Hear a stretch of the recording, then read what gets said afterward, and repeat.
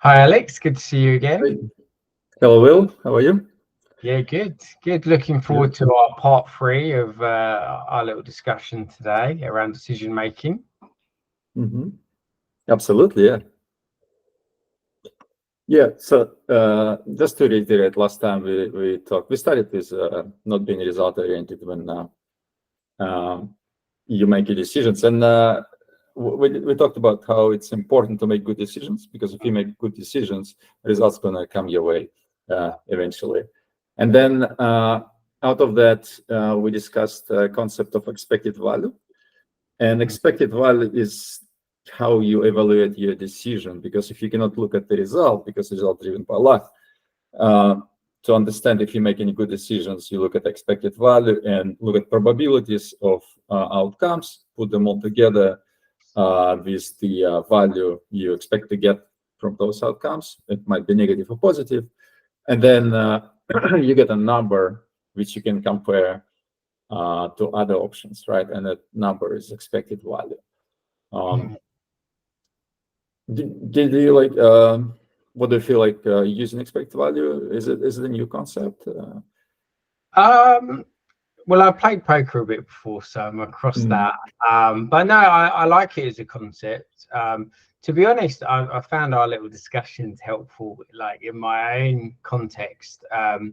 One of my little side projects I have is a little bit of a startup, and what I did do, because I knew this was a good practice, is that early on I did write on the back of the napkin what might success look like for this as a business.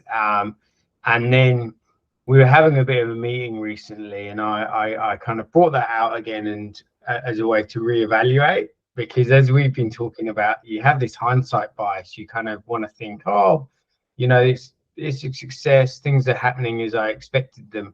But it was really useful to bring out that statement from the beginning of the journey, and then adding my learnings to it. It made me realize that we were quite far off track. So we're going to pivot and change course. But all of these discussions we've been having have helped reinforce that kind of mindset and that approach in terms of looking at the process, expected value, how much we're going to expect to get from the return on investment. And because quite often it's not just monetary, but it's also your time. So as an individual, I could probably be doing things that are even more valuable, either financially or just personally, right? Spending time with my family or doing things that I'm interested in. So yeah, it's been really good. Yeah, that's right. And I just want to expand today a little bit on that, because what we operate in an uncertain environment of uncertainty, right? We don't know what's going to happen. And that's why we look at probabilities and we're trying to calculate expected value. And out of that, like you said, we want to run experiments, right? And we always adjust and adapt to results. And the idea, like if you're running experiments and this experiment small enough and frequent enough, you're going to be, pivoting and changing and keep going, right? So, but there is only one problem with that. And we're saying like failing is good, failing fast is good because you learn, but there's only one thing you need to think about is a catastrophic failure, right? If you fail catastrophically, you cannot continue your experiments. So every experiment, you need to make sure that if you fail, you'll be able to run the next one. Right? And even if you calculate your expected value and everything is there and you feel like it's profitable, but there is a probability that you're going to fail. And if you fail in such a way so you cannot run the next one, you really need to maybe stop and think, or like not just go for it.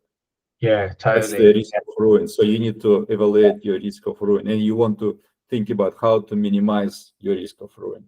Makes sense. Yeah. If you do go over a new business venture and you do bet the house on it, as they say, it could get tricky. And like just on my own experience, like my business venture is working with like a really good friend of mine, working with my wife, little side project. And it was great. Learned a lot. Really interesting journey. But then the other thing as well, like not only do you have to find market fit, but there's also the risk of like this team, is it really going to work well together? You know, that kind of social risk. And then if you're doing something technical as well, will the technology work? You know, can you get it to talk together? You know, will the user experience be good enough, or the latency? You know, all of these technical challenges. So you know, that makes it even more important to take small steps to like learn and de-risk before you start betting too big, potentially. That's right. Yeah, I think betting is the right word, and it sort of came from poker, where we poker players usually talk about bankroll management. And what bankroll management means, you need to have enough money off the table to withstand all the losses you take. Because even if you're at the table and you know, positive expected, you have positive expectation that you're gonna win in the long run, and you like a best player, and you have good odds. But if you have all your money on the table, you're gonna lose guaranteed 100%, right? Because it's gonna go up and down, mostly like kind of up, and that's over time your trajectory is going upwards. But in the short run, you're going up and down. And you need to withstand going down and not go into zero, because you cannot go up from zero. You won't be able to play anymore. So that's a kind of hard stop, hard limit. So, and what poker players try to estimate is how big is your bankroll needs to be, which you keep off the table. And then that bankroll actually defines how big the game you can play, right? Even if you feel you're good for the bigger game, but if you don't have enough money behind, it's not going to end well. That's right. Makes sense. Yeah, so you need to have that spare capacity. So right? Very applicable business world. You know, if you go and play with the big boys and you don't have the money behind you, then you're going to you're going to get destroyed. And we talked about like a little game, like a coin flipping, right? And we say, okay, if you flip a coin with your friend for $10, and you have like he gives you 11 against 10, it's a no-brainer. You have like 50-cent positive expectation. But like you said, if you're going to flip your house, right?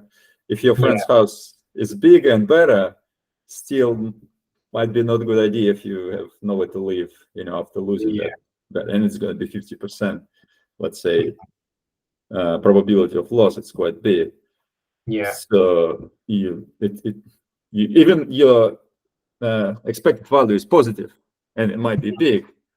Risk of ruin says, no, don't do it. So that's what I wanted to talk about on top of expected value. Nice. And same with investment, right? That's why we diversify, because let's say you know this, you know, stock is great and it's going up, but it's not going up consistently. It goes up and down. And if you invest like everything in one stock, your risk of ruin very high. People diversify their different stocks and they put all these portfolios, right? Just even if one stock goes down, all stocks go down at the same time. I don't even go near that. I guess you can do that with your super, but I'm something that's indexed or managed, you know, because you don't want to have to. Some people might have the smarts all the time to monitor the market, but you know, you don't want to put all your eggs in one basket. It's common sense. It's common sense. It's just the kind of name of it, risk of ruin. And when you understand the terminology and the principles behind what you do, you make better decisions. And you can be more strategic, can't you? How you go about things. So the other topic that we were going to talk about today is a bit of a tricky one to pronounce. So this Nickelodeon discounting. Hopefully I pronounced it right. So I've never heard of this before, Alex. So I'm intrigued. Like, could you? It's another one, kind of obvious thing, but it has a fancy name, so it's pretty cool to know the name. Not very popular, common. So just there is another problem with expected value. In some cases, it doesn't quite work. Like we already discussed, risk of ruin, where you need to be aware of, your expected value plus risk of ruin. But also when your probabilities are very, very low, extremely low, and the effect is extremely high, we can't really manage that. It's just people not good with statistics, just naturally we don't use statistics, and it's really hard to do. But when in this specific case, when probability is very low, extremely low, but outcome is extremely large, again, I'll give you an example. Like let's say one morning you wake up and decided to go to work, right? You went to work, and on the way you got hit by a bus and killed, right? Extreme outcome. But was your decision bad to go to work, right? It wasn't bad, but there is always the risk, right? Tiny risk. Then when you leave your house, you put yourself in a danger, right? And that danger is catastrophic, right? What we do in this case, that's the question. Because it's not worth all your money in the world, right? To get an accident and lose catastrophic outcomes. So what do we do? And so idea behind this Nicolaus discounting that we just ignore them. That's how you do it. We just ignore these tiny probabilities of the massive outcomes, because we cannot handle. We cannot just reason about them. I see. Numbers just too big. Yeah. Okay. You kind of see the effect of that a little bit with all the scaremongering in the media sometimes about like sharks or COVID or whatever, and then people get really afraid of just doing like with sharks, there's so few attacks, so few people die from shark attacks. Like you just need to ignore it and just go and swim and enjoy your life, like that's what it says, right? But one interesting, like if we put it in numbers, let's say we have two scenarios, right? One scenario, you win $10,000 with 90% probability, right? Very high, 90% probabilities of winning $10,000. Option A.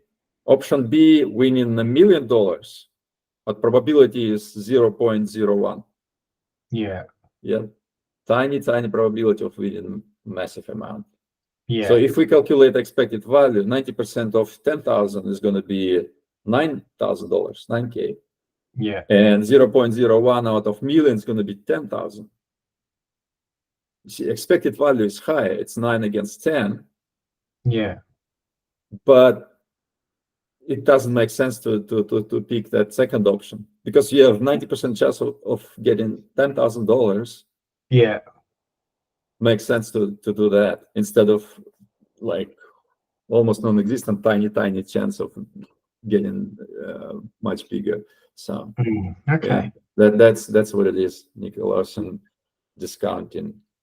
And like I said, in reality, like let's say people talk about risk of AI killing, all of us, humanity. We just, people ignore this. There's no way of reasoning about it. It's a catastrophic outcome for humanity, for all the people. But people argue about the risk, how much risk is there, and some people say, most people believe it's tiny. So it's tiny, we ignore it. And other people think it's you shouldn't be ignoring this because risk is higher. That's the situation when expected value doesn't quite work. So the couple of exceptions. Nice. Okay, fantastic. All right, well, good chatting to you again. And intrigued to cover these two topics. So thank you. Thanks for your time. And absolutely. I hope it's helpful. I hope you can think about it, and maybe it's gonna help you. Totally. Yeah. It's always a pleasure just talking to you, but thinking about these things as well. They're really good topics as an agile coach. and as a business person, just to think about and discuss. So yeah, it's been good. Yeah, and now we have terminology to sort of back it up. Yeah, for sure. All right, nice one, All right. Alex. Yeah, thanks, Bill. Thank you.